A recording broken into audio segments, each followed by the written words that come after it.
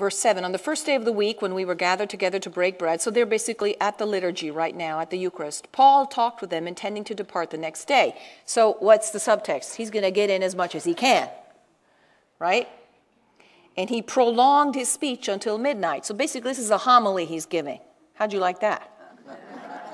Those of you who complain when Father goes over 10 minutes. There were many lights in the upper chamber where we were gathered. Now why would they say that? When you speak about lights, we're obviously not speaking about, switched lights, electric lights. We're talking about what? Lamps. Oil lamps.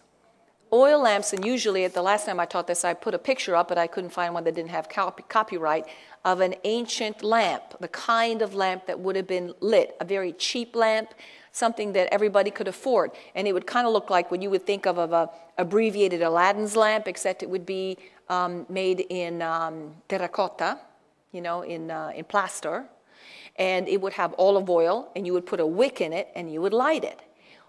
So you had light, but you also had what together with the light? Smoke.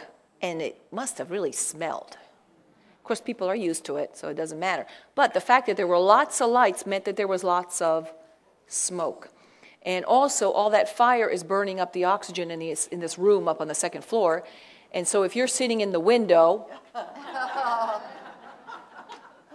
and all of a sudden you fall asleep, what happens? So I'll tell you what happens. And a young man named Eutychus, you know what Eutychus means in Greek? Lucky. Was sitting in the window. He sank into a deep sleep as Paul talked still longer. And being overcome by sleep, wrong time to fall asleep, buddy, he fell down from the third story and was taken up dead. But Paul went down and bent over him and embracing him said, "Do not be alarmed, for his life is in him." Verse 11. And then it says, verse 11, and then he went back upstairs and finished the Mass. So then we're thinking, okay, what happened? He conversed with them a long while until daybreak, so that's basically a Mass that lasts all night long.